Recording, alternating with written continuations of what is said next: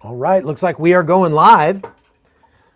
Good morning, everybody. Chuck Holton here. The Atlantic, that's a left-wing publication, publishes that Maduro would be willing to do a controlled exit from Venezuela if the U.S. grants him amnesty and to him and his main collaborators, his lieutenants, withdraws the $50 million price tag on his head and facilitates a comfortable exile, according to sources close to the Caracas regime. Now, this is the only news outlet that is reporting this right now, and I'm going to show you, we're going to look at that article in a minute so you can kind of see it for yourself.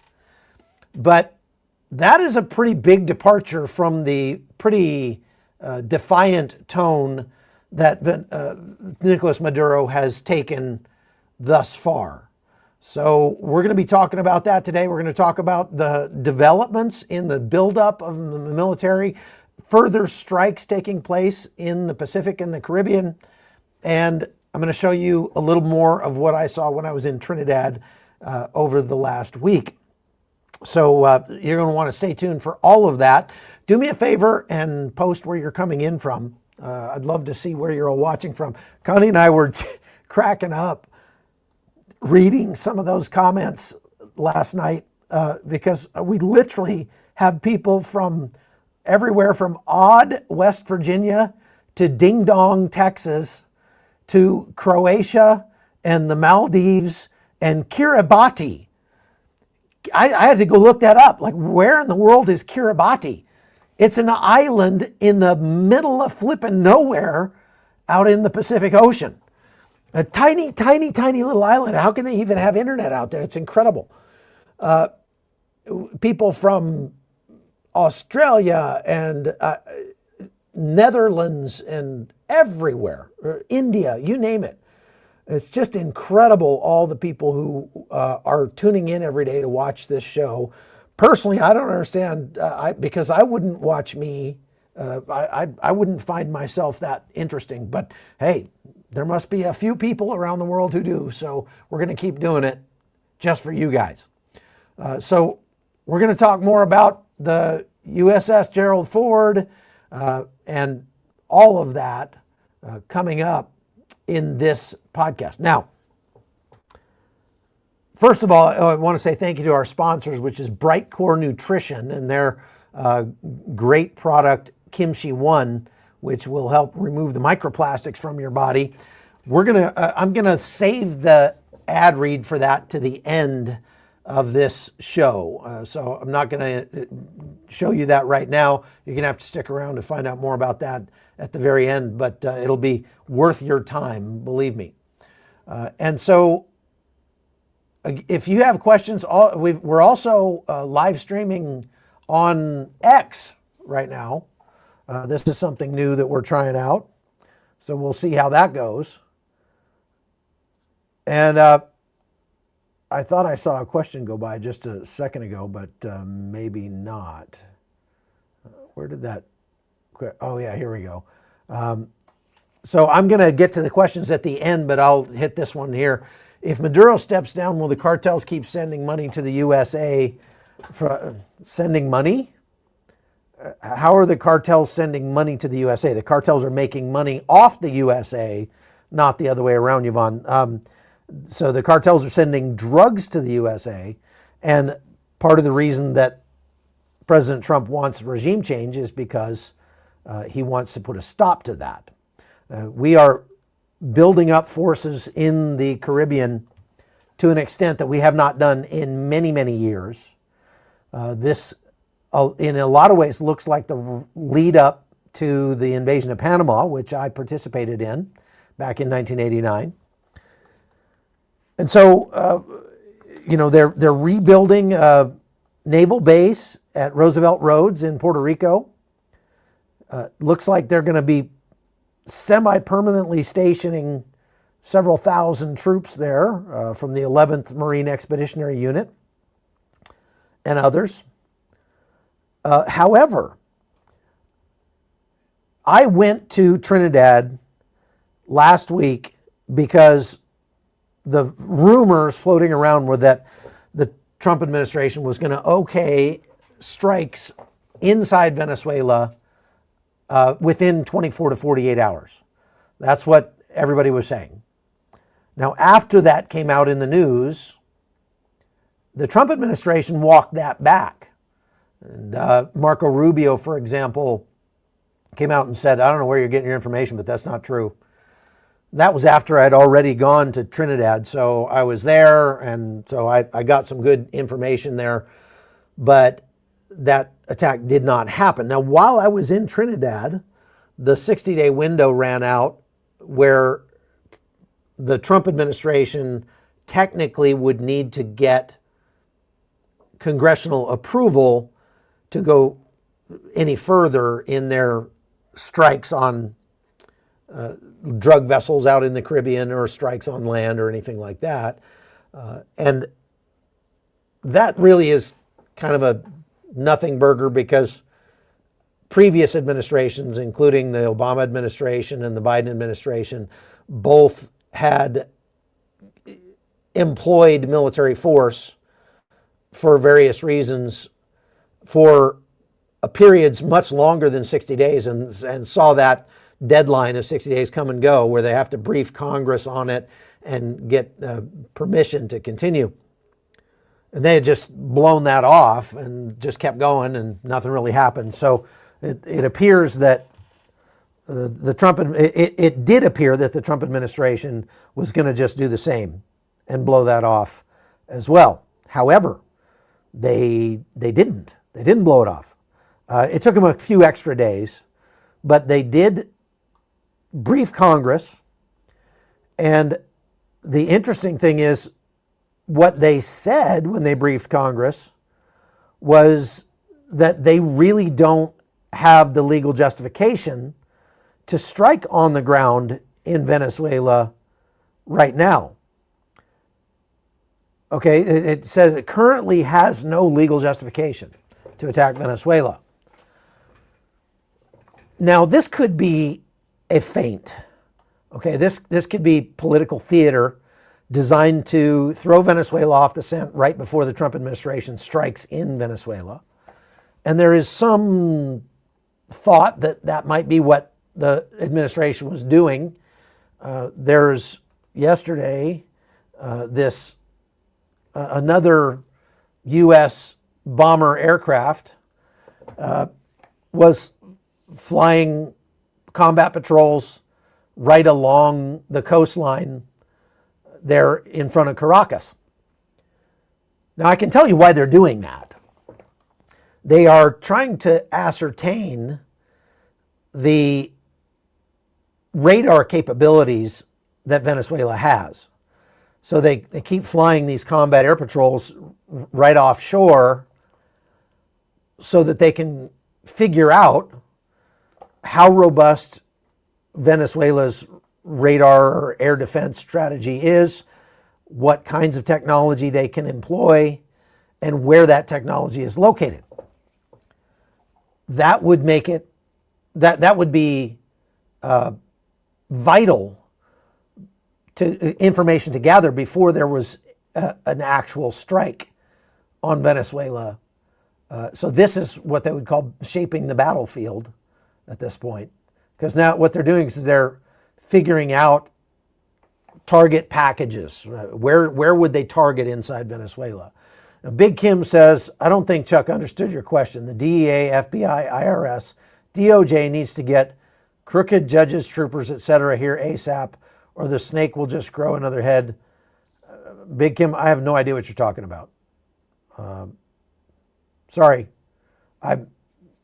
You blew that one right past me. No idea.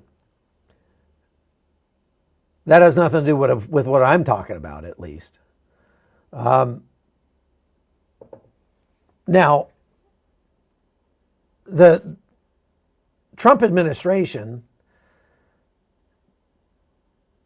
got kind of a green light yesterday from the Congress, in a way, because congressional Democrats floated a bill that would bar President Trump from striking at Venezuela.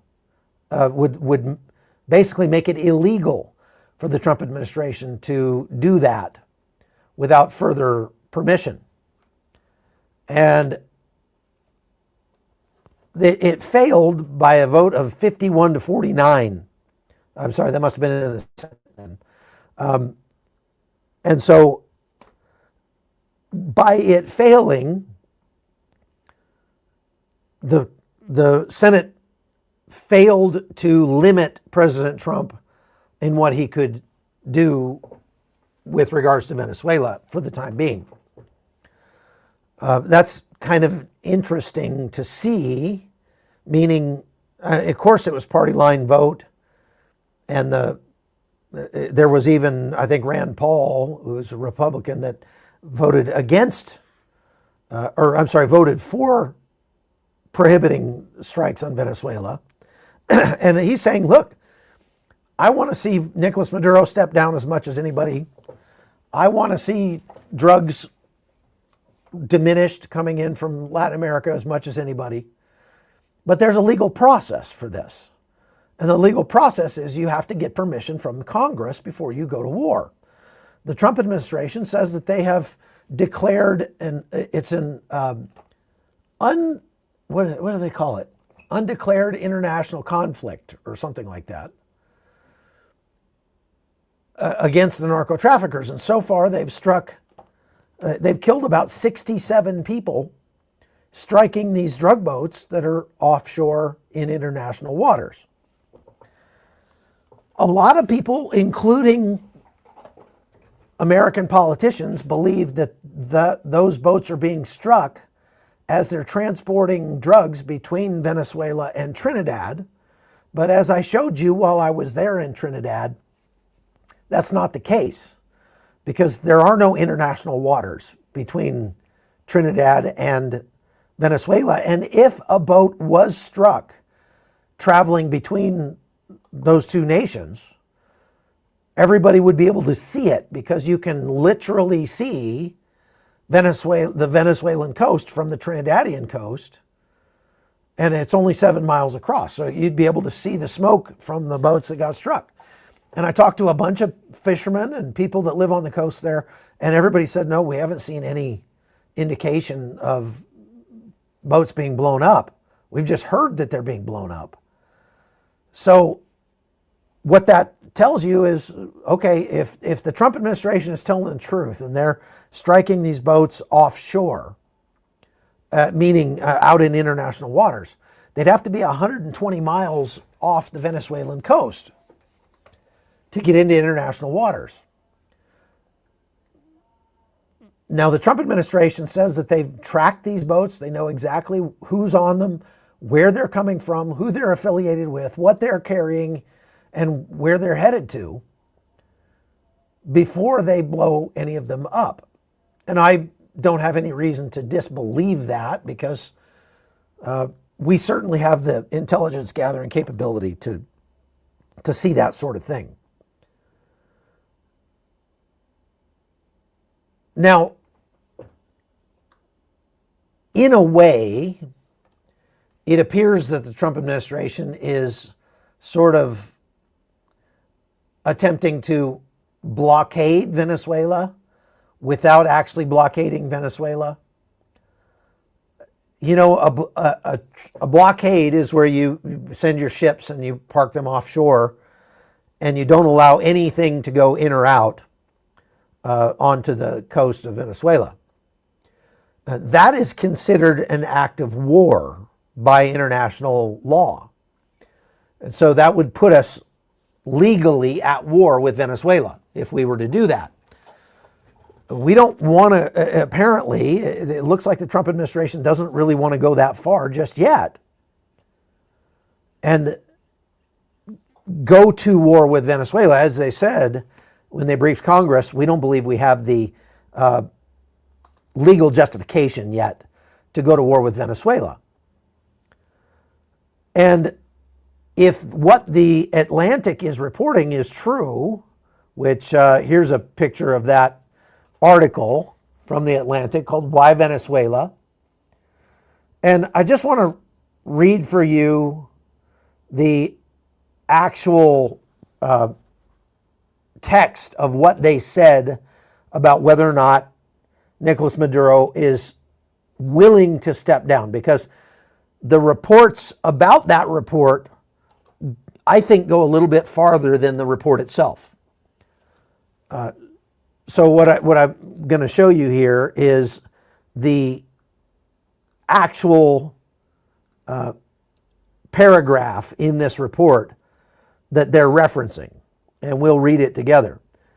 So this says, Maduro would be open to a managed exit if the United States provides amnesty for him and his top lieutenants, lifts its bounties, that's the $50 million reward on his head, and facilitates a comfortable exile. How would we, well, I'm not sure what that means. Does that mean that the United States would have to pay for Maduro's comfort so he could live in luxury someplace else? What do they mean by facilitating that? I don't know what that means. But it says, if there's enough pressure and if there's enough candy in the dish, the person who speaks to officials in both countries said, everything is on the table with Maduro. So that is the actual text from the Atlantic article. And so it quotes this unnamed source, and it says talks to both sides. The president has designated an envoy to Venezuela. I forget the guy's name off the top of my head. So that might be who it is. It might be somebody on the Venezuelan side. I think it's more likely that it's somebody on the Venezuelan side. And it's clear that there are a lot of people in Venezuela that would like to see this happen. And Maduro, if it's true that he is signaling in any way, shape, or form that he might be willing to step down, because again, his public statements have been the opposite of that. But if he's willing to step down, then that shows you just how worried he is about the United States arresting him and putting him in prison for 20 years in federal prison like they did to Manuel Noriega. He doesn't want to spend the rest of his natural life in a jail cell, or worse, experience a sudden rapid disassembly in his palace or where he's sleeping from a U.S. drone or something. Now, I don't think from reading that article that there's enough there to really hang our hat on, to really get our hopes up. So will Nicolás Maduro step down? Maybe. Does it look like it's likely? Not from everything we're seeing. It turns out that the Russians have been sending air defense assets like these air defense missiles. This is a picture from the war in Ukraine. You see the Z there on the front of it. That's what they put on their vehicles in Ukraine. And so apparently this is one of their more advanced air defense capabilities here. So Russia has sent several of these to Venezuela. You've heard me say, that the biggest reason why Russia would part with some of its very remaining high-tech air defense assets is there's only one reason they would do that, and it has nothing to do with the fact that they care about Venezuela. It has everything to do with the fact that they don't know if that device right there is going to be any match for an F-35 or an F-22 or a B-1 bomber or something like that. They don't have any idea because they've never faced them in combat. So they're looking for a laboratory in which to test their equipment because things are heating up between Russia and NATO. And the NATO, who's the guy in charge of NATO there, Mark Rutte, said in an interview this week that he believes Russia still has the capability to engage in a limited conflict with NATO and may attempt to do that. And that's one of the reasons why they've been really ramping up their asymmetric war efforts against NATO, flying drones over airfields in many countries at this point, even flying Russian fighter jets very close to American bases or American troops in the Baltic up there. There was a Russian drone, they believe, that flew over a military base in Belgium yesterday and closed down that airfield, closed down that it was an international airport. Apparently there are some American troops in that region as well. So that's definitely concerning. But again, Russia doesn't know whether or not their equipment is going to hold a candle to NATO equipment. And they're essentially doing the same things that the United States is doing to Venezuela right now. So as the U.S. sends aircraft flying along the coast, they're gathering intelligence by looking to see what kind of response they get, either in terms of radar signature or actual, Venezuelan fighter aircraft coming up to meet them or something. So they're gauging their response time and gathering data. Russia is doing the same thing in the Baltic by flying jets into places that are, causing serious consternation for Estonia and other countries like that. So the tensions are remaining high, and the Venezuelan government has deployed their troops all along the coast. According to news reports, they have been ramping up the amount of oppression inside Venezuela. So we have some people watching this show that are in Venezuela. I've been contacted by them, and the interesting thing I'm hearing is that the Maduro regime is having not the police, not the military necessarily, but the criminal gangs, which are called colectivos, really crack down on the people and do a lot of searching people's phones, searching their internet accounts, searching their homes, especially if they have any connection to the outside world, if they have a relative that's in the United States, or if they are an immigrant themselves and had, even a generation ago moved from another country to Venezuela. They're getting visited by these criminal gangs and searched very thoroughly, looking for anything that looks like disloyalty to the regime. So, really cracking down on people. And it's interesting to me because Maduro doesn't believe he's a dictator. He doesn't believe that his country is a communist cesspool. He thinks he's a pretty nice guy. And he thinks his people like him because he's surrounded by yes men, and he speaks very often to the very people that are getting handouts from his government. Sounds familiar if you're from the United States. And so he doesn't see himself as a dictator, but at the same time, they're disappearing people, they're torturing people, they're murdering people. There's a tremendous amount of oppression inside Venezuela, to say nothing of the fact that people are eating their pets to stay alive.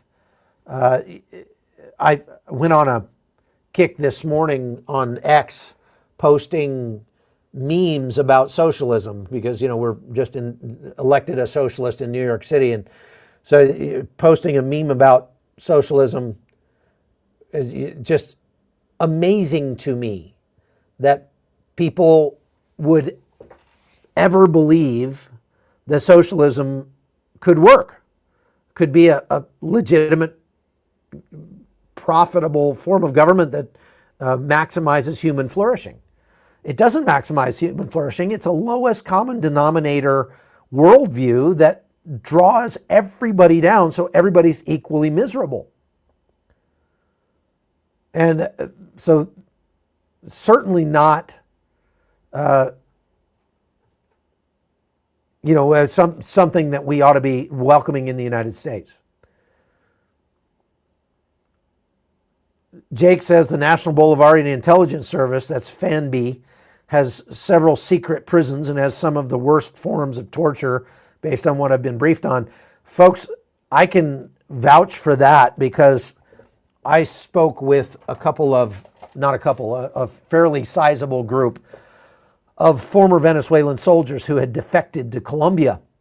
And one of them brought with him a thumb drive that he said, we have never shown anybody the pictures that are on this thumb drive. So they had me bring my laptop and we plugged that thumb drive in and they showed me photographs from one of those prisons of the torture and absolute, it's things you can never unsee. So is Venezuela a communist hellhole? Absolutely, no question about it. Now, Russia is, with a total lack of irony, condemning the United States for attempting to foment regime change, so far without using violence, building up forces in the region, threatening potential violence against Venezuela. And Russia is saying, countries should not threaten their neighbors and try to affect regime change in their neighbors, which that's exactly what they've been doing in Ukraine for 4 years. They're also threatening to send ballistic missiles to Venezuela, including their, Oreshnik hypersonic missiles. But as I've stated before, it's not likely that they have enough of those to part with.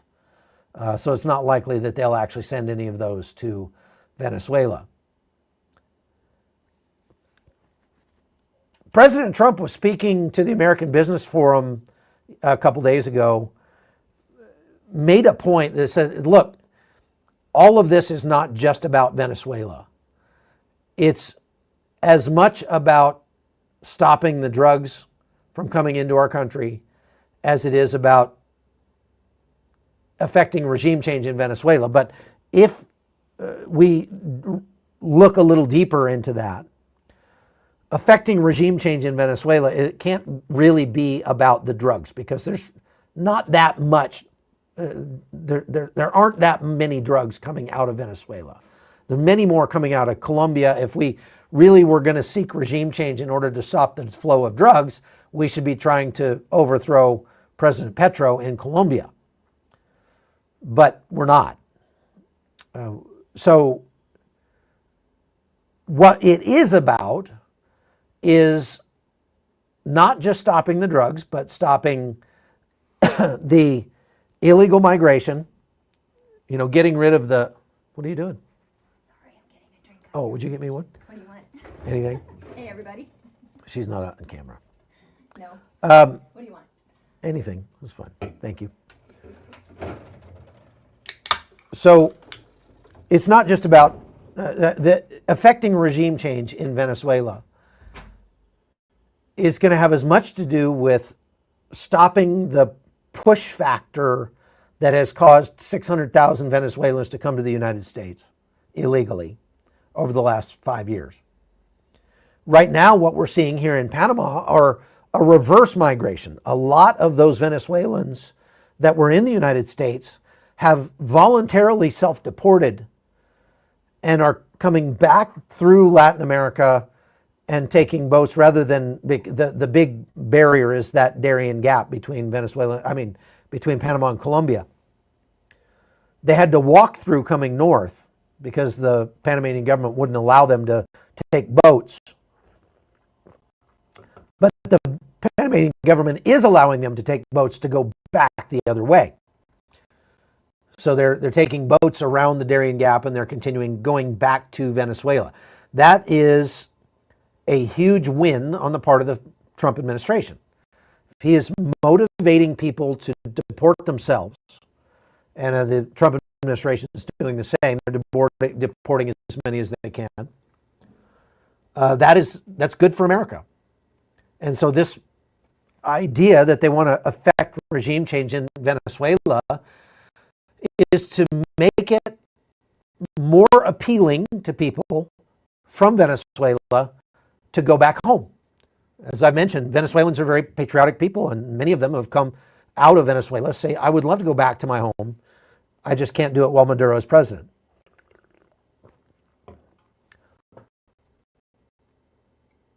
Affecting regime change in Venezuela is not necessarily going to completely end the drugs that are coming out of that country, because the drugs are being brought out by cartels.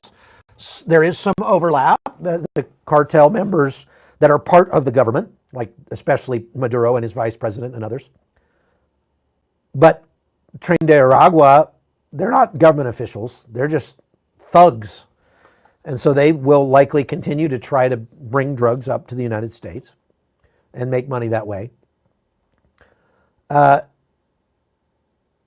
So it'd be a longer process than just getting rid of Maduro, but that's a very good first step.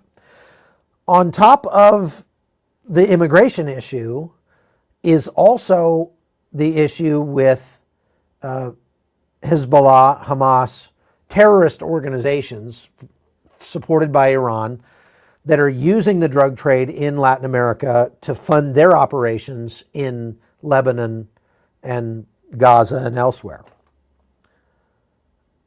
Maria Corina Machado, one of the opposition figures in Venezuela, has been talking about that a lot lately, doing a lot of publicity about it. And so it's without a doubt also tied to the terror nexus that Venezuela has been a part of for many years. As Eric Prince points out, they've been sheep dipping Iranian and Hezbollah terrorists, giving them Venezuelan passports, and then sending them up to the United States as illegal immigrants. And so they're a big reason, one of the big reasons why we know that there are Iranian and Hezbollah operatives in the United States, because they got there with the help of Venezuela. So they want to put an end to that as well. Also, there's the oil issue. Now, Maduro says that the United States is looking to steal Venezuela's oil. That's a ridiculous statement, because Venezuela is, their oil production has dropped by about 60% in the month of October. And they're putting out less than 800,000 barrels a day. About 600,000 barrels a day are being purchased by China at steep discounts. China loves to do business with countries that are under sanctions because they can get a great discount on the things they're buying. They can take advantage of these countries that are under sanctions. And China says, look, we don't have a dog in this fight. We're not trying to support one side over the other. We're just doing business here. But that's not true. They know that they're propping up Venezuela and Russia by buying their oil. And there's no question about it. So President Trump has tried to bring pressure to bear on China to get them to reduce the amount of oil they buy from Russia and Venezuela. I don't think that's been super effective just yet. Chevron, an American company, is buying about 112,000 barrels a day from Venezuela. And they're doing that because we have several petroleum, plants in the United States that are distilling that petroleum into other products, that are calibrated to run on Venezuelan oil specifically. Very heavy, very dirty, lots of sulfites and stuff in the oil, very thick and viscous. We have several refineries in the United States that have to have that oil in order to function. So they created a carve out in the sanctions for Venezuela against Venezuela to allow these American oil companies to buy a limited amount of oil from them. So all that to say, we're already getting a good, 20% of the oil that Venezuela puts out. We're already buying it. We produce and use quite a bit more than, something like 8 million barrels a day in the United States. The measly 600,000 barrels a day that Venezuela is able to produce, aside from what we're already buying, would not move the needle for us a whole lot. However, if we were to effect regime change and help Venezuela recover from its bout with communism, it's very likely that the incentives would return for foreign direct investment in Venezuela's oil industry, and it would be quickly modernized, and then Venezuela would be able to pump out a lot more oil and actually become a serious contender on the world stage. So everybody likes to point out in the media that Venezuela has the most oil in the world in terms of proven reserves.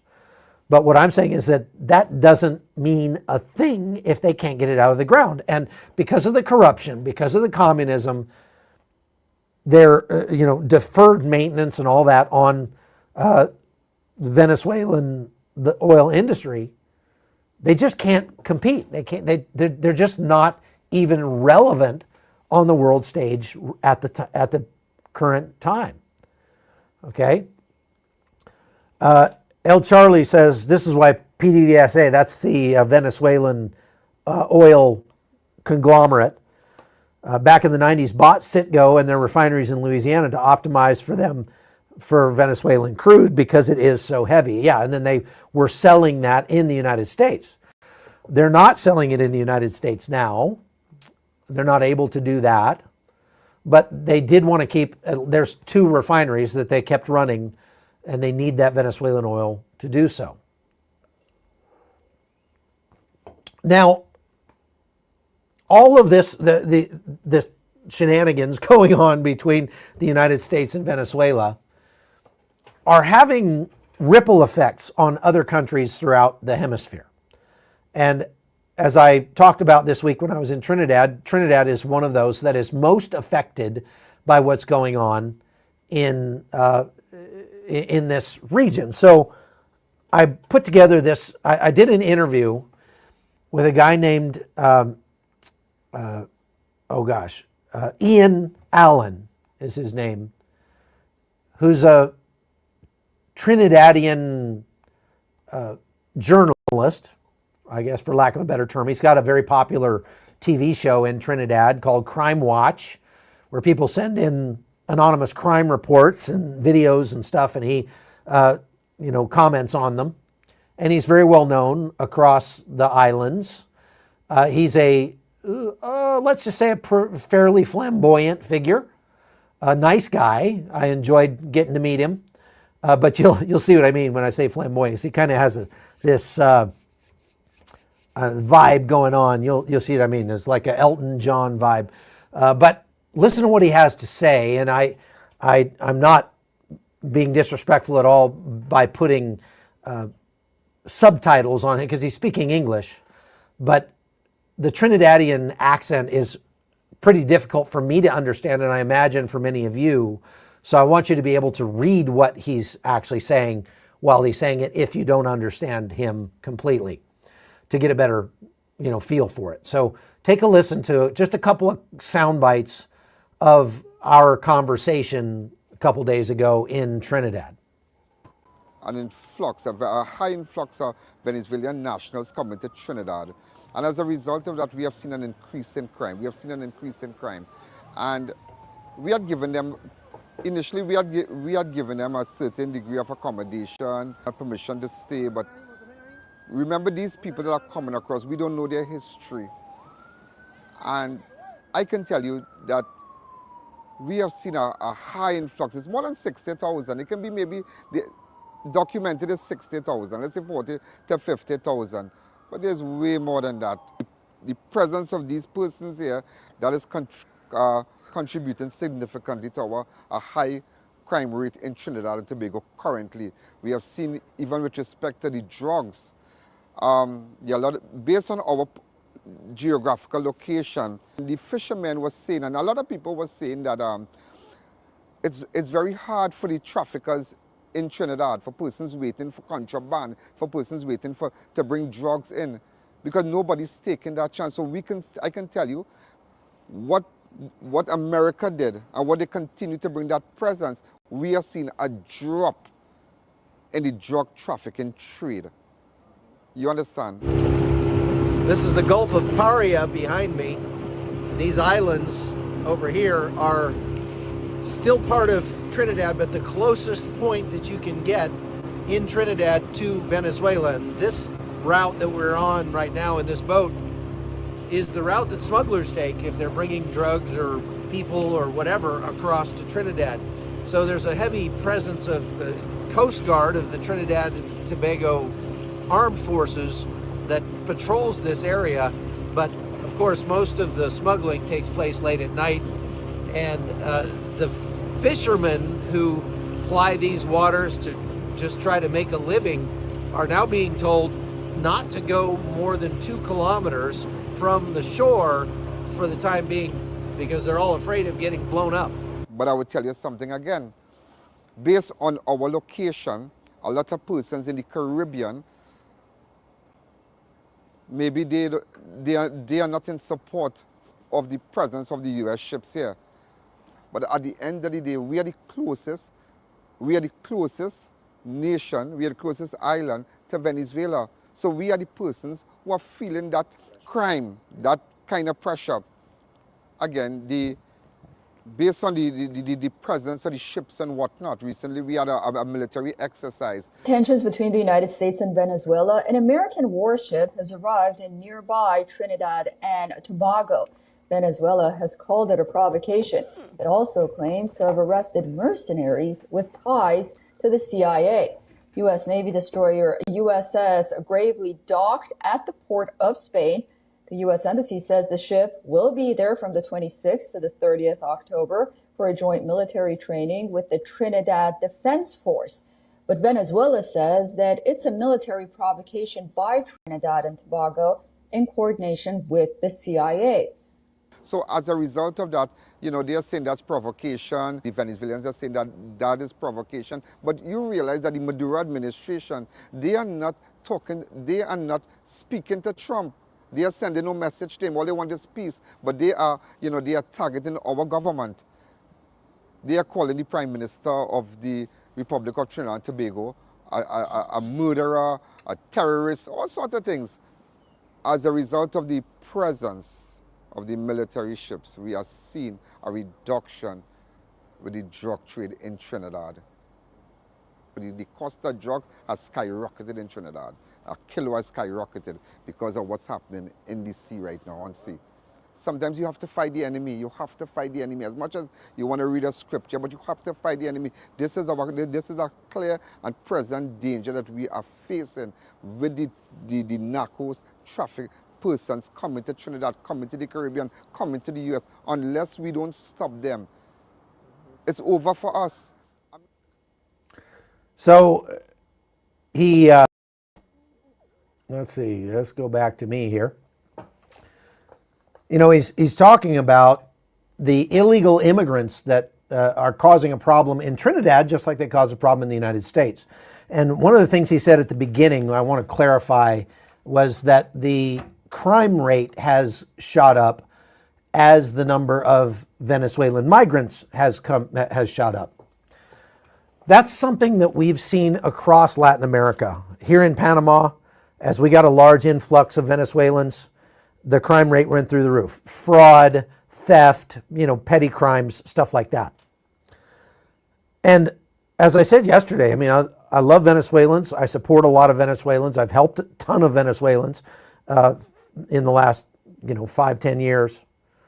And we have many friends who are Venezuelan. But when you have an essentially a failed state, and you're coming out of that failed state where kidnapping is the only growth industry, so to speak, that sort of thing, it's hard for people to move away from that mindset by just bringing them to another country.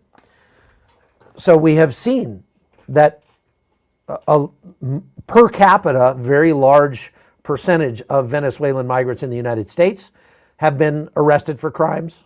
Of course, every one of them that came in illegally is a criminal by virtue of the fact that they came in illegally.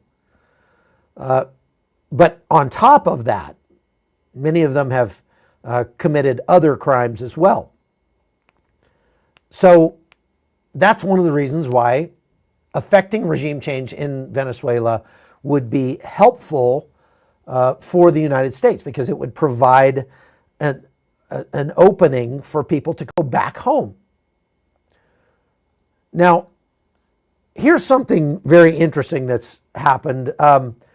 The EU offered to give humanitarian aid to Venezuela, and Nicolás Maduro rejected it and said, he called it corruption disguised as solidarity.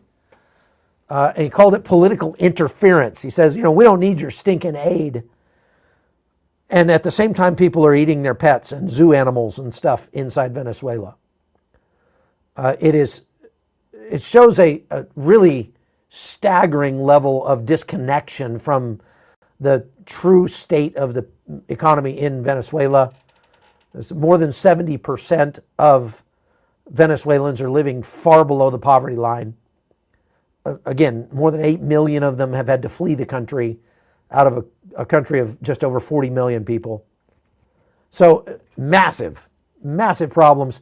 But that's not the first time that happened. I actually did a piece about another time during the first Trump administration when the Maduro regime, the United States, tried to send truckloads of aid from Colombia into Venezuela, and Venezuela sent their colectivos, their criminal gangs, to set the aid on fire and burn it rather than give it to the citizens. I want you to take a look at that. It's just a 2-minute package, but it's still really relevant, and it gives you some good context and background to the history of why regime change is necessary inside Venezuela.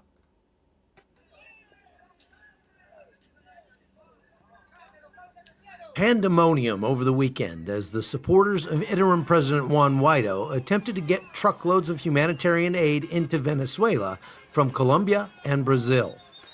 National Guard troops loyal to dictator Nicolás Maduro blocked bridges to stop the aid, which Maduro claims is part of a U.S.-led coup against him. In Brazil, troops shot and killed 2 protesters and wounded 12 more on Friday. Lester Toledo, a representative of Guaido's party, leads the effort to get across the border. Days earlier, he talked of success. 23 of February, in this bridge, you're gonna be a witness of a humanitarian tsunami that will be around here, and we're coming into Venezuela with this humanitarian aid. But things didn't go as planned. Saturday, thousands of desperate Venezuelans, led by Juan Guaido himself, tried to run the blockades and deliver 235 tons of American aid to their countrymen. By mid-afternoon, the effort fell apart as Venezuelan forces torched 4 aid trucks and fired tear gas at hungry protesters.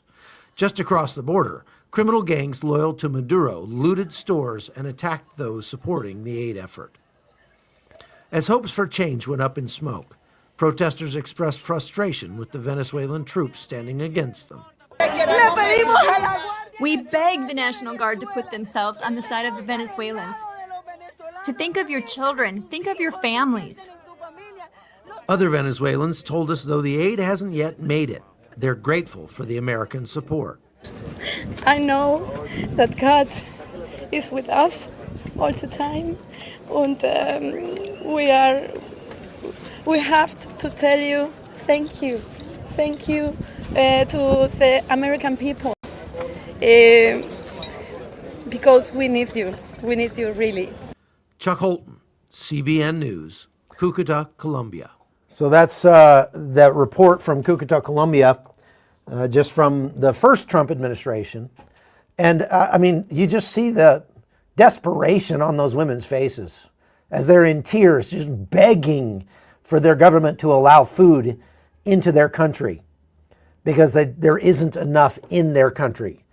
But the pride of the Venezuelan dictator, Nicolás Maduro, won't allow it. Wouldn't allow it then and won't allow it now. And so it's just sickening to see, but that helps you understand why this is so important. Okay, so now I want to go to our questions. Yvonne says, if Maduro steps down, will the cartels keep sending money to the U.S.? Now, again, we talked about that. No, the cartels are not sending money to the U.S. They're sending drugs. Euthicus says, if Maduro steps down, who takes his place? There is a duly elected president of Venezuela. In the last presidential election, Nicolás Maduro lost like by 70% of the vote. And 70% of the vote went to a different president, and I can just never remember that guy's name. And he's in exile now. Nicolás Maduro refused to step down, and they're waiting in the wings. So if Nicolás Maduro leaves, the U.S. will install the rightful president who was duly elected by the Venezuelan people. And that should make things a whole lot better. Seth says, why are we so concerned about Venezuela? We should heed the advice of George Washington and avoid foreign entanglements. Seth, you sound like one of those people who's a isolationist. I would just ask you how that worked out for us in World War II. And the idea that being America first means being America only is really intellectually dishonest.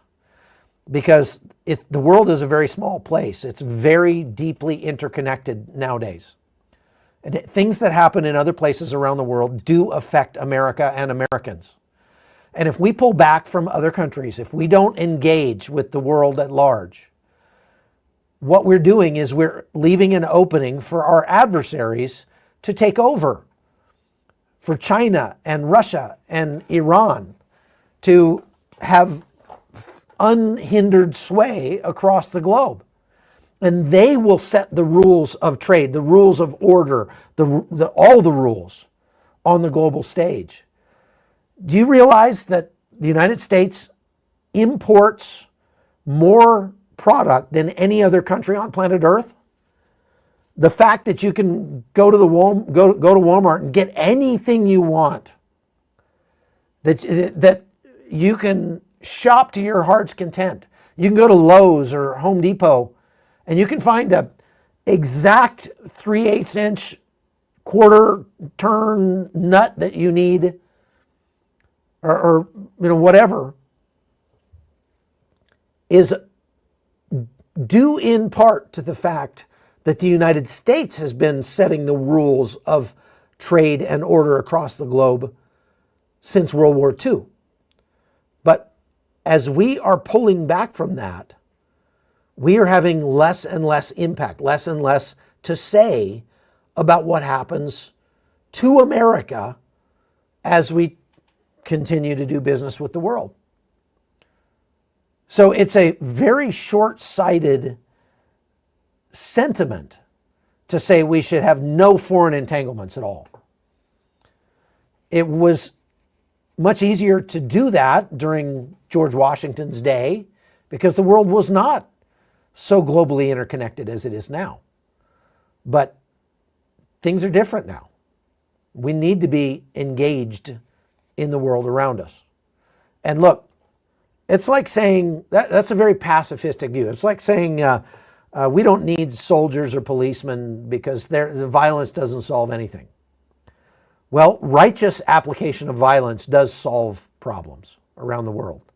And there are many, many examples of that, not the least of which is, World War II. To say that, we should just leave the world alone and not be involved is exactly the same as saying we should just get rid of the police and have no police whatsoever. It's short-sighted and it's dumb. Just being honest there, okay? Now, Chris Palacio says, who won the last Venezuela's last election? Again, I always space on this guy's name. Somebody will look it up and put it in the chat for us. I forget his name. Edmundo Gonzalez. Thank you very much. Edmundo Gonzalez. Yeah, I just always have a hard time remembering his name. Okay, so we got that one. We got that one. Seth says, we're trillions in debt. Why are we going to spend billions attacking a country that is not at war with the U.S.? Well, we aren't necessarily. And it's true, we are trillions in debt. But if you were to say that we should never spend another dime on anything else until we pay off that 38 trillion in debt, well, we would have to cut back every welfare program in the United States. We'd have to cut back on the VA. We'd have to dramatically cut things, and that would lead to civil war. There are reasons for the United States to spend money outside the United States because in a very real sense, we can't afford not to. Now, I think President Trump has done a good job of trying to turn those outlays to our favor. As I mentioned yesterday, the United States giving $3.8 billion a year to Israel in the form of aid and loan guarantees and things like that. Much of that doesn't actually cost America any money because loan guarantees, Israel pays its debts. And so we don't have to, basically co-sign for them against these loans. That's not a big ask for us. And a lot of the aid that we give to Israel comes in the form of Israel spending American money to buy U.S. products, which then create jobs in the United States. So it's kind of a, pulling yourself up by the bootstraps kind of thing. But a recent report showed that the return on investment for the money that we spend on Israel, for example, we spend $3.8 billion a year and we get back the equivalent of about $45 billion a year because of the fact that we do that. Part of the reason that America is the most powerful country on planet Earth is because we have been willing to engage in things like that around the world for many years. Now, I'm with you, Seth. I mean, there are lots of programs that were stratospherically wasteful. Think of like Kosovo and Serbia, for example. The United States maintains a base. I've been to that base. I think it's Camp Bondsteel in Kosovo. It's a massive base. And there's only like 1,000 U.S. troops stationed there. So keeping that base open costs the equivalent of $1 million a year per U.S. troop because the base was built for a much larger force. And they have to keep all the things running on the base. And so, it's just crazy expensive. It would be literally cheaper to put all the U.S. troops in Kosovo up in a 5-star hotel and wine them and dine them every night and just give them unlimited expense accounts than it is to keep them on that base in Kosovo. So if I was president, had my way, we'd be making some changes like that. in many cases, the troops that are being housed outside the United States are actually much cheaper for the United States to keep them there than it would be for them to be all barracked at home, to be in garrison in the United States. Feeding them, housing them, giving them medical, all that stuff very often would be more expensive in the U.S. than it is to have it done overseas. And part of that reason is because some of the countries that host American troops, like South Korea, actually subsidize those American troops being there. They want us there, and so they help pay for it. So it's not as cut and dried as, every time we spend a dime outside the United States, we're losing money. I mean, I get it. $38 trillion, and look, we are far more than $38 trillion in debt, Seth. The debt the United States has, the U.S. government has gotten very good at shifting that debt off the books, calling it something else. We'll just call it unfunded liabilities over here. But if you actually add up the amount of money the United States is going to have to pay back in the next 20 years, it's not 38 trillion. It's like 250 trillion. And that is mathematically impossible for us to pay back. So we're running on borrowed time as it is. So Peter Zeihan wrote a book called After America, which is very eye-opening when you look at the effects that it's going to have as the United States, by necessity, starts pulling back from its role in global affairs. And the more the United States pulls out of global affairs, the more of negative effects it's going to have on the United States. Seth, if you really care about stuff like that, I would highly recommend that you go read Peter Zeihan's book, because it'll open your eyes to the truth about just how important it is that the United States stay engaged. Okay, Shoni says, do you think the Chinese or the Russians are there in Venezuela? There are a few Russian advisors in Venezuela. There are some Russian mercenaries in Venezuela. There have been, at times, Russian, like Wagner Group guys that were, that Maduro uses as his guards, because he doesn't trust his own army to guard him. He doesn't trust his own people to guard him, because doesn't that tell you something? This is one of the craziest things about socialism, is that find me a case ever throughout history where a communist country, a socialist country, has people breaking down the door to get in rather than breaking down the walls to get out. I mean, socialism is if it's such a great form of government, why is it that they always have to build walls to keep people in? Why is that? And why is it that Venezuela, if it's such a great country, why is it that 8 million people have fled that country? Why is it that people are eating their pets? Why is it that the average Venezuelan has lost more than 20 pounds? They call it the Maduro diet. Well, there's a reason why Nicolás Maduro needs Russians and Cubans and people from other countries to actually be his closest guards around him, because there are plenty of people in Venezuela that would like to see him gone. If you want to learn some Venezuelan profanity, all you have to do is go to a place where there are Venezuelans and shout the word Maduro. I've done it many times. It's hilarious. You just go Maduro, and people just start going blank tu madre, and they start screaming profanities in Spanish. There are not a lot of people in Venezuela who are happy with Nicolás Maduro. Maricopa Joe, how's it going, Joe? Hope you're feeling good today. I know Maricopa Joe has some serious health problems, and I just want you to know that we're praying for you, Joe.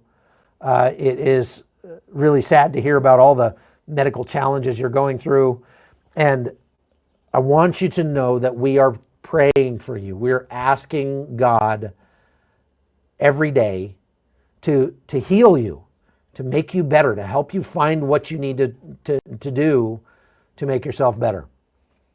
So Joe's asking, has tourism to Aruba and Curacao been impacted by the events in the Caribbean? I have not heard about those two islands specifically, but the fishing that goes on around those islands certainly has been impacted, just like it has been for for Trinidad and Tobago. Jason says, if Maduro stepped down, do you think the cartel and Maduro's followers would let the new president run the country without a fight? I do. I think that the military and the police forces would very quickly get behind the new president, and things would get better in a hurry. Now, they still have to root out, there's still going to be a lot of corruption to be rooted out, but they'd have to take care of that. Tisrapinto says, didn't the war in Korea start under the heading police action without congressional input? Yeah, it did. We have not had an actual declared war since World War II. Mama Rissa, happy birthday. Congratulations, making it to 35. You're now officially middle-aged. Congratulations. Beats the alternative. KP1 says, Chuck and Connie, if we could sit on your couch, what are you planning for, expecting we could see in the next 6 months? Oh gosh, let's do a whole podcast about that, maybe over on Locals or something, because that's a much longer answer than I have time for today. John Babcock says, why does the U.S. not mock up Russian and Chinese jets to fly and confuse the enemy? I don't know that it would confuse the enemy. It might confuse our own people. That's a very interesting idea. Never thought of it before. Cheryl says, what about the pipeline in America that was supposed to open? You're talking about the Keystone pipeline? I haven't heard much about it. There was a pipeline that was supposed to be going through our town in West Virginia as well, and I have not seen them restarting that pipeline since Trump got in to office this time around. So I'm sure that it takes some time to ramp those things up after they were all shut down under Biden. What if Maduro sets fire to the oil wells as Saddam did? This would be a world catastrophe. It would be a catastrophe, all right. They could put those out. The world survived when Saddam did it in Iraq, or in Kuwait. So I think we would survive. Micah says, could we see more special reports soon from you embedding with U.S. or allied forces in places like Syria or even during joint training exercises? The problem is it's very difficult to embed with U.S. forces. At least it has been. I really have not tried in the last year because I've just been too busy. But I've just got used to, over the last 4 years under Biden, not even bothering to ask, because whenever there's a Democrat in charge, you can absolutely forget getting any kind of embed with U.S. forces. And even under the Trump administration, the first time, the couple of embeds that I got with U.S. forces were very highly restricted. They send somebody with you to follow you around and tell you what you can point your camera at and what you can't point your camera at. Every time I went to film something, no, oh no, yeah, no, you can't, no. You know, just ridiculous. And it just wasn't worth it. Just wasn't worth it. It's the same with police forces in the United States. The only way I can embed with police is to go out with the sheriff's deputies, because they're not usually as left-wing as the police are. Okay, so we already talked about who will replace Maduro. Need to remind you, our Armenia trip is full, but we had 2 folks who decided to combine forces and be roommates, so we have 1 room open. If you would like to join us on our trip to Armenia, this is your chance. Get a hold of Connie quickly, info@holtonnews.com, and she'll send you the info you need to get signed up for that trip. It's June 13th through the 23rd of next year, and it's going to be lit. It's going to be an awesome trip. Tim Lobb says, is there any risk that these drug boats may bring children on board as human shields the same way Hamas did in Gaza? Let's hope not. We've not seen any indication of that yet. Let's definitely hope not.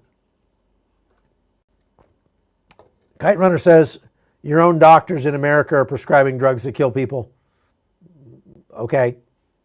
I'm not sure what that has to do with Venezuela, but okay. John Evans says, so nothing has changed in the last 40 years. Same old, same old. Scenes from Salvador in the 80s. Okay. And we got merch, folks. If you go to that link on the screen there, livefireinc.myshopify.com, you can get t-shirts and coffee mugs and things like that just in time for Christmas. I've had a bunch of people ordering those things. I'm really fascinated that there are so many people who want merch from the Hot Zone, but now you've got it. We finally got around to offering some of that. We don't have a Beeper Guy t-shirt yet, but we need to get one up there. Pepperhead says, is it safe to travel to Trinidad for vacation as an American? Yes, absolutely. Trinidadians love Americans, and it's a beautiful place. Joe Dirt says, what are your thoughts on Venezuela possessing Russian missiles? Already covered that one. John Babcock says, have you kept an eye on how the U.S. has built up new facilities in the Philippines? Yep. I visited some of those facilities last year as they're rebuilding them. And the United States is dramatically building up forces in that whole region to counter China when they try to take over Taiwan. Rico Martinez says, do you think Russia and China will let Maduro step down knowing all they invested in Venezuela? It's a very good question. And I think that if President Trump really wants to put pressure on Maduro to step down, what he needs to do is put pressure on some of Venezuela's other allies, maybe not Russia and China, but countries like Brazil, countries like Colombia, whatever, and say, look, we're going to extend sanctions to you. We're going to really make your lives miserable if you don't put pressure on Maduro to resign and step down. That's how it worked to get the ceasefire in Gaza. Getting Hamas to give up the last hostages did not happen by putting pressure on Hamas directly. It happened by putting pressure on the UAE, on Qatar, on Egypt, to put pressure on Hamas by saying, we will make your lives miserable if you don't. So that's a better option. Daniel says, what are your thoughts on Petro hosting the EU in Santa Marta next week? Do you think it's related to Venezuela? Likely so. He's probably trying to garner some more anger against the United States. The Pope Leo, just met with Petro and said, yeah, the United States should not be threatening military action against, we need peace. Apparently Pope Leo is a leftist whack job, just like the last Pope was, even though this guy happens to be American. So there you go. Jazz says, does the U.S. really need military radar system in Grenada to help with efforts against Venezuela? Grenadian Prime Minister got a request in August and is yet to tell the U.S. yes or no. The U.S. is expanding its influence all around the region. They're putting military hardware in Trinidad. They're putting military hardware in Puerto Rico and U.S. Virgin Islands and other places to beef up the pressure on the drug runners specifically. But so it's not just about Venezuela. Is this 1962 all over again? I don't know. I don't think so. You mean like a Cuban Missile Crisis? No, I don't think so. Okay, so one last thing I wanted to talk about, which is, I think it got deleted. Hang on a second. Let me load that one up. There it is. I saw this video from Ukraine the other day. I'll pull it up on the screen here. This is a field that is just covered with fiber optic cables. Look at that. I mean, the whole field is just covered with fiber optic cables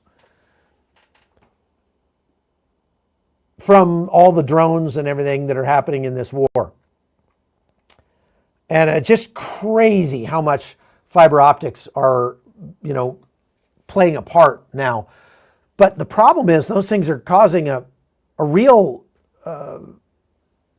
sort of environmental catastrophe. It's not just the microplastics in those fiber optic cables, but it's microplastics in everything that's being used in the wars. And so I wanted to show you this about Kimchi 1 because, as I was saying, you know, the world is a very small place. It's very interconnected. And believe it or not, when they fire missiles off from Russia into Ukraine, they blow tons of microplastics into the air, into the atmosphere, and it goes all around the world. And I guarantee you that you have breathed in microscopic plastic particles that were fired from a missile in Russia over the last 4 years. Guarantee it. No matter where you live in the world, there's been enough time gone by for those microplastics to just infiltrate the entire planet. And so that's why I wanted to give Kimchi 1 a chance as our sponsor today. So take a look at this little piece I made about that. I've been going down a bit of a rabbit hole. You know how that goes. You read one article and then another, and suddenly you're 10 studies deep and wondering if you need to go live in a bubble somewhere. For me, the rabbit hole was microplastics. Now, these tiny particles are everywhere. And the more I read, the worse it gets. At first, I thought, okay, easy fix. Stop microwaving leftovers in plastic, ditch the bottled water, and avoid eating off anything that says made in China. Done. Problem solved. Yeah, not even close. Turns out the majority of microplastics we ingest don't come from bottles at all. They come from the air we breathe. So every deep breath, congratulations, you just ingested another dose of microscopic garbage. And then I found studies suggesting microplastics might be linked to declining testosterone in men. Now, that one got my attention. Because if modern life isn't busy enough trying to kill us, apparently it also wants to turn us all into soy boys. So fantastic. Now, scientists have literally found microplastics inside blood clots, and yes, that means a higher risk of heart attacks and strokes. White ones, we've got clear ones. Tons of microplastics wash ashore all over the world every day. And now for the first time, scientists in the Netherlands have detected microplastic pollution in human blood. All the microplastics and nanoplastics we are exposed to, we inhale and we ingest, that actually, you know, there's so much plastic that it can even enter our bloodstream. The Dutch study on blood samples from healthy adults detected tiny plastic particles in 80% of people. And it's not just your cardiovascular system either. They've also found it in the brain, which, let's be honest, explains about half of the comments section that I see on YouTube these days. And we start with a new study on the impact of microplastics, which found human brains contained as much plastic as a plastic spoon, which is up 50% from 2016. What we're finding is in the brains of people who have dementia, there's actually higher amounts of microplastics. So essentially, these microplastics, or these tiny little particles of plastics, are crossing the blood-brain barrier, and they're depositing into our brain. And they're being correlated with increased risk of neurodegenerative diseases like dementia, possibly linked to autism and other things that affect the brain. There's also evidence showing increased risk of stroke, and increase inflammation overall. So I have always said, listen, there's no way to avoid microplastics entirely unless you're going to live in a bubble. And by the way, that bubble couldn't be a plastic bubble. It'd have to be a glass bubble. And if you didn't already have enough to worry about, like a plastic spoon worth of microplastic in your body, here's a fun one: missile launches. Yeah, apparently every time a rocket goes up, it sprays microplastics into the atmosphere. The nearly 40,000 missiles that were fired into Israel during the war, well, each one of those helped pollute the planet just a little bit more. So it's not just Israel's problem anymore, it's your problem too. So thanks, Hamas. Appreciate the global contribution. So avoiding plastic forks isn't going to cut it. You can't exactly hold your breath the rest of your life, which kind of left me wondering if there's any way to actually get this junk out of my body. Turns out there is. And it's not from some high-tech lab, it's from kimchi. Scientists found a bacteria in kimchi called Bacillus pumilus that can actually degrade toxic BPA plastics, which means while you're eating fermented cabbage, those microbes are basically running search and destroy missions inside your body. Even RFK Jr. was on Fox and Friends swearing by kimchi. Mainly meat and then fermented vegetable, anything fermented. So a lot of kimchi and all kinds of fermented vegetables. And it's really, I would say it's dramatically changed my, everything. I figure if it worked for him, maybe it's worth a look. Now, full disclosure, I've never been a fan of kimchi. I don't want my fridge smelling like a science experiment just to get the benefits. So that's where Brightcore Nutrition comes in. They're not some sketchy supplement startup. They're a trusted American company making clean, non-GMO, all-natural products. And now they've bottled the power of kimchi into a capsule called Kimchi One. No cabbage, no chili paste, no funky smell, just all the probiotics, live enzymes, and antioxidants you get from kimchi. Over 900 strains of good bacteria without the taste. On top of potentially helping with microplastic detox, Kimchi One also supports digestion, reduces bloating, boosts energy, strengthens immunity, and even improves skin and hair. So it's basically kimchi without all the baggage. So here's the deal. Go to mybrightcore.com/Chuck and use promo code Chuck for 25% off. Or if you want the best deal, pick up the phone and call 888-927-6882. When you call, you can get up to 50% off plus free shipping. And if you're one of the first 100 people to call, you'll also get a free bottle of vitamin D3. But remember, you only get that 50% off when you actually call the number. So again, that number is 888-927-6882. So look, we can't stop modern life from trying to kill us between seed oils and social media, and now missiles sprinkling microplastics into the stratosphere. The deck is kind of stacked against you, but we can at least fight back. Kimchi One is one small, simple step that can keep you from feeling like a human Ziploc bag. So hit the link or call now. Your heart, your brain, and maybe even your testosterone will thank you. All right, so thank you to Kimchi One and Brightcore Nutrition for sponsoring today's podcast. Folks, you can get that. It's better if you call than if you just go to the website. You get 50% off by calling. So the number is right there at the bottom of the screen. And that's all I've got for today. So thank you very much for being a part of the Hot Zone. It's always just so humbling to me to have so many of you engaging with us, both on and off the show. So keep it up and make sure you're subscribed on the way out. Make sure you hit that like button. Go to chuckholton.com if you want to get a lot of extra content and written summaries of each day's lives and all that kind of stuff we're putting up over there for you. So thank you very much for being a part of it, and we will see you next time.